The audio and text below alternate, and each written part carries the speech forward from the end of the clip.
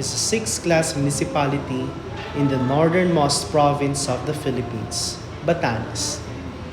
It is located 18 kilometers from the capital town of Basco and politically subdivided into four rural barangays, namely Uyuganan, Kapayvahay, Itbud, and Imnapu.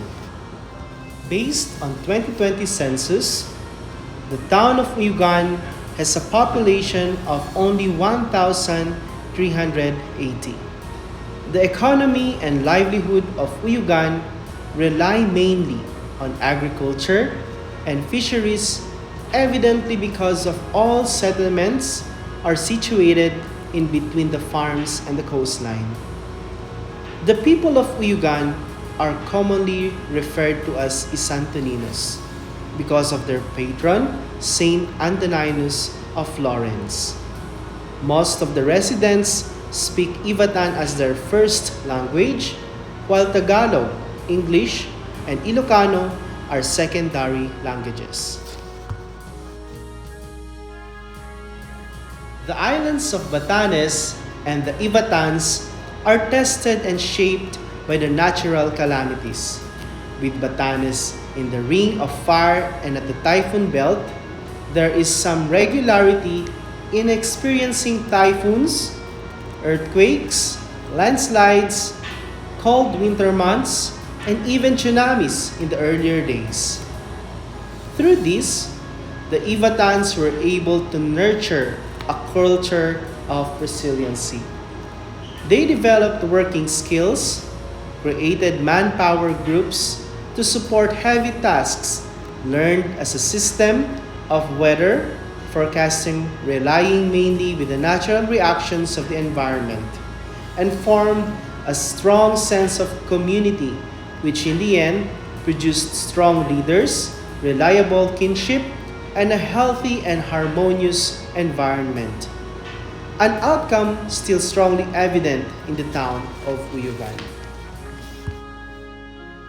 The province of Batanes is the only place in the Philippines where the traditional house architecture utilizing stone as its core element compared to the materials commonly used in the other cultures within the country such as nipas and bamboo.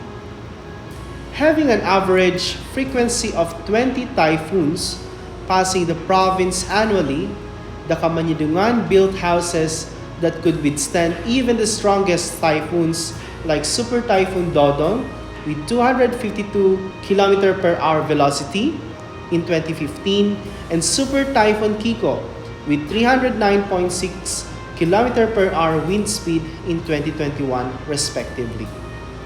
Material used for construction of vernacular houses are indigenous but chosen for quality.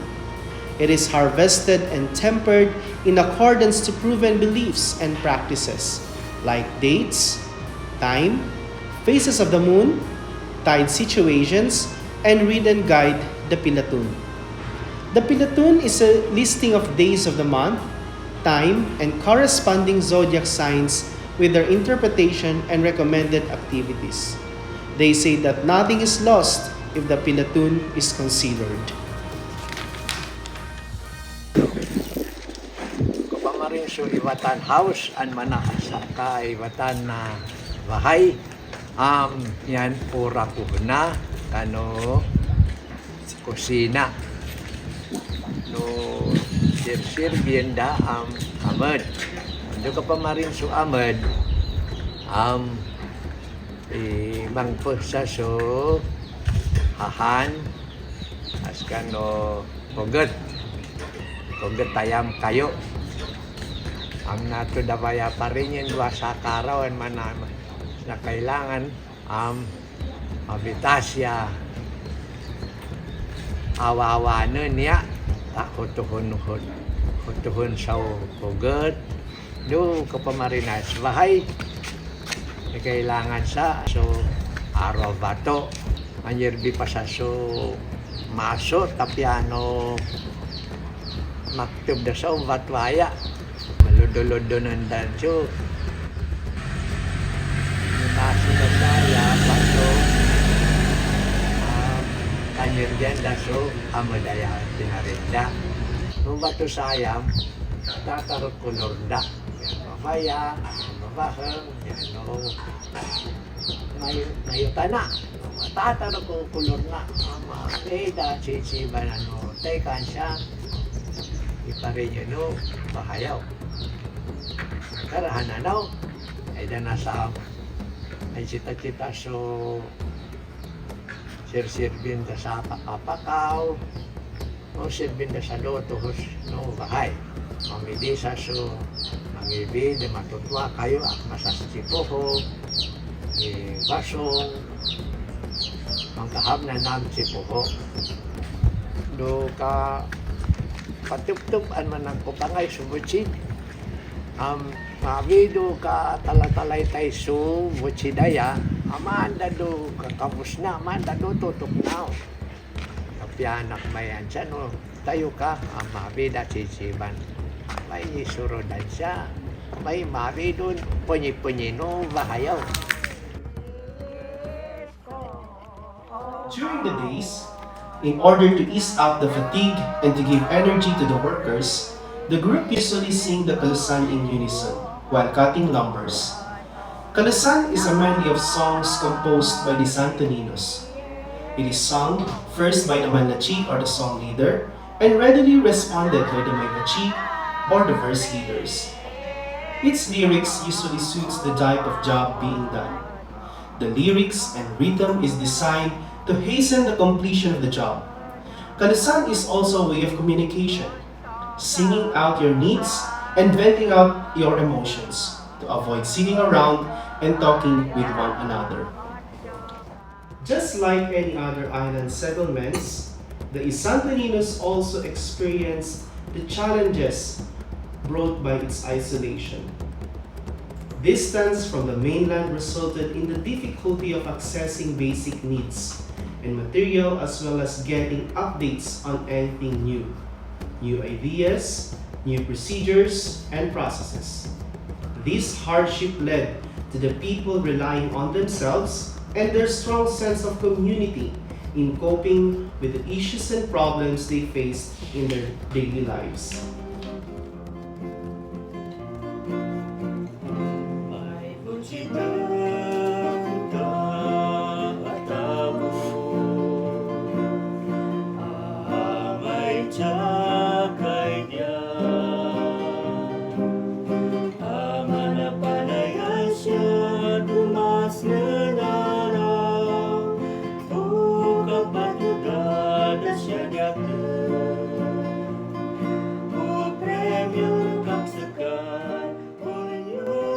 Imagine, ang mayroon bisa so ananakta. Yanak may masukito si pantaw sa kadabintanam. Mayroon bisa so si sinit. Kapian niya mahuji-huji si anubsaw. Lalo na mayanin. Kapiano niya sumdup sa lawsaw kanot si Maydong bahayaw.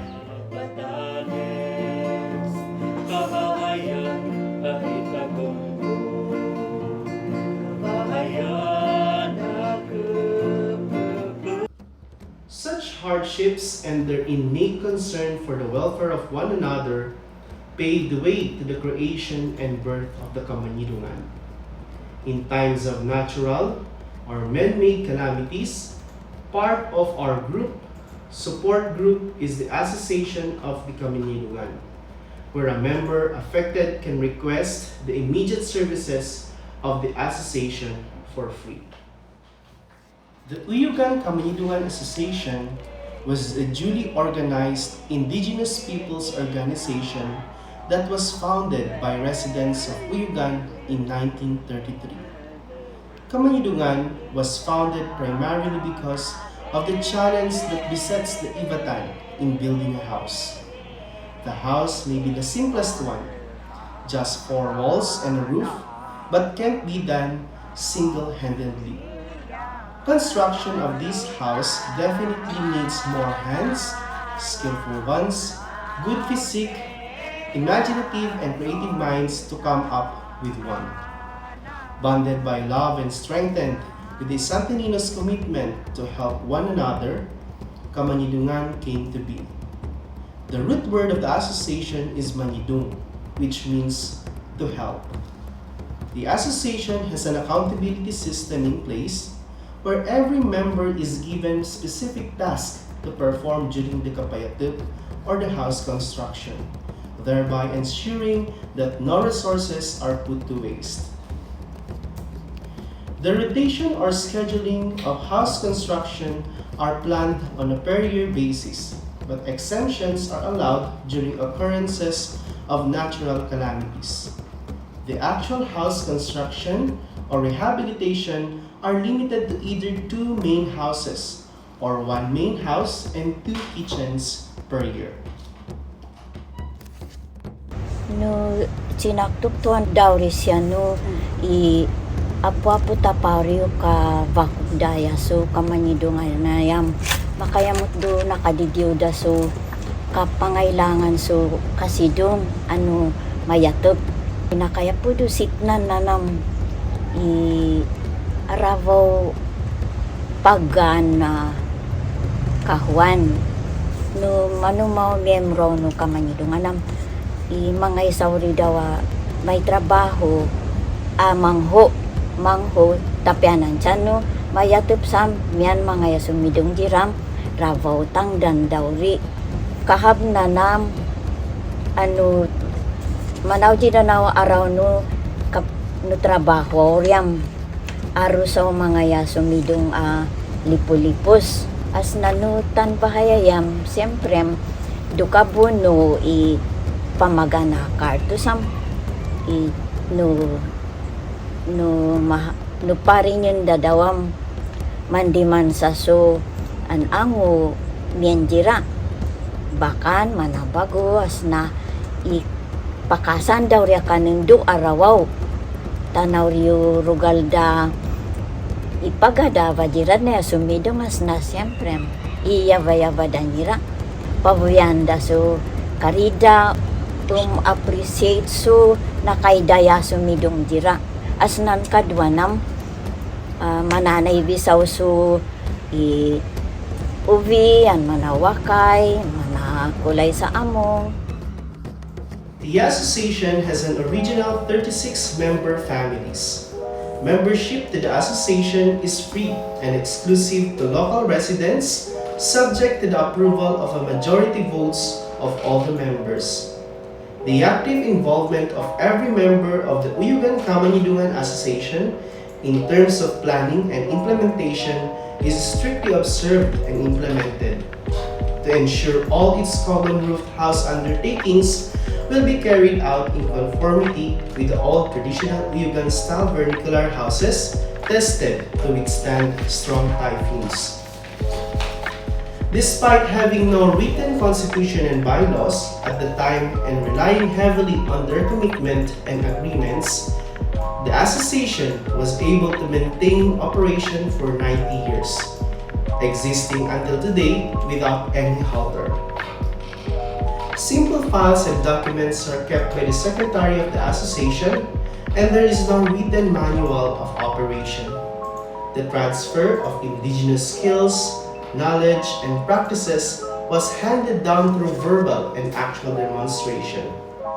Kamañidungan na ya do nakaya po do sit na mabuya do available records sa 1933 no mamungod na sam manuma tawagan so kabisilya si Changuriyaw danayam inauriyo rugala presidente Changuri as iyaw mato do mamungod daw as no asaya kakabisilyam iyaw rako so kapatakan so atamo pari-parinyan do kapayatupaw as kaya no kakayahan man ang so tao maniyukuyukod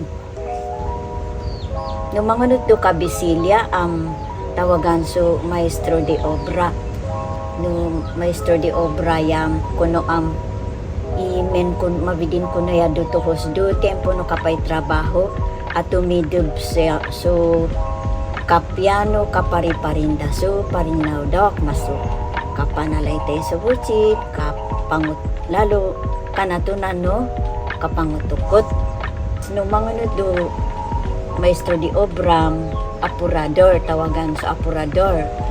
Si apurador ayam, assistant na inong maestro di obram. Kumayat pabatarin chido to ho si maestro di obras, mabidindanad kag chin aman yukuyukod, kano, chibanaw, an usyo mapya, it parawatun duto ko sa butsit, usyo ituro habyaw, chibanaw kabuno, may wayam no, idol, yung mga nudo apuradoram, tawagan so iskribente, no iskribente ayam, sekretary, mabuya do notebook dam rawo, katabatadad kaya no tesorero, pero changurya wayam,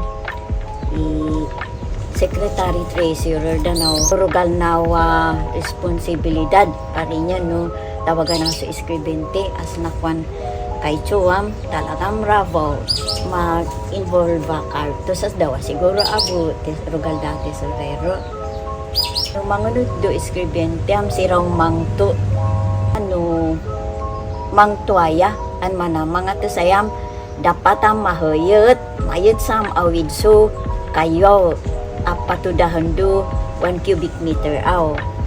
Men po tawagan so mga lo no parin yung mga luam iyaw kwinta i-messenger iyaw an kwintas miyan no kapot po han mana meeting am iya danaw i-kuntas ang bahay niya jirado miyembro atawo sayaw mam nga dayasang riyan mana officialis am kay napuanda sa no na numawa grupo ka 1933. It is the primary aim of the association to build quality houses with minimum amount utilized. Uyugan ako o sidong jaman no kapag si miyembro na manaya do Kamañidungan. Takan manuma do Kapayvahay ang mga ilangan so 40 to 50 baras abutsid. Asi changuraw ano asa ka bara ang 1,200 as an patutun naman niya tabo am adekay na gasto dawayo dara ko si dong an bawat miyembro ayan no Kamañidungan ang matitulid so butsid ichadadwa na am no biyawo tayo da aro kailangan na ya biyawo do Kapayvahay as ichang uri am 5 pesos o asada na ya ka biyawo as nung bawat miyembro ang manuro so 50 an mana 100 ka butsid. As ichatat do na no mismo da na uriya ka pa rin so bahayaya do kapaya to paya. Anman magakamis do kahwan 800 danas changro per day. As nando ka pa rin na so bahayaya butsid kailangan niya maparin do 2 days. So may lumalabas sa 1,600 do asa ka tawo. As yun yung mga ilangan so aro ka tawo as kanuyo daw riya masulib aon pa rin so butsidaya dawa do ka member na mo nam adekay no pinaypahman siya so gastos naman adekay na sidong no kaya danayas changurin no financial assistance apu do local government unit no Uyugan nyayam yuda ichakay o kabidin ta siya i-preserve o akmaya siya klase no bahay. Kapian sila ang chuwang manaw dya tawo ang mabuyada pa ang umuuyudaya bahay ta ibatan. Yun naman pa ichasuyot do kayan pan uyud saya mapipiya member sa masuliba pa rin so kapatayat payata ang katawo nawang kaya na pa rin niya. In August 4, 2002, former escribiente Mr. Valeriano Valiente wrote the first written rules and regulation of the association, which were derived from the verbal agreements set since its founding year. In 2021, the association revisited and finalized the rules and regulations for DOLE registration purposes. Today, the Kamañidungan Association, as implementer of the LGU's housing program, is a duly recognized indigenous people organization which have well-defined goals and objectives. The service of the Kamañidungan is usually reserved for the heaviest activity, usually the kapayat or the roofing job. And given the lifespan of the covered roofing, recipiency of its members is usually once in 20 years. House roofing usually requires a 3-day activity following activities involving the collection of materials to be used called kapangtu and kapalipus, the roofing itself or kapayatut and the kapaychasadikadkad. Start of activities on days 1 and 2 are signaled by the blowing of the vadyadong or tambuli. The more affluent and usually elderly women bring material help in the form of ube, rice, dried fish, and some coins. These donations may be used to augment the food requirements during the roofing activities. These donations are called tudong. Do nakapayparahan aro ka awanam ng nabuyano asosasyon mga Kamañidungan. Do ka kainisita so Kapayvahay sirjen do kapagutukot.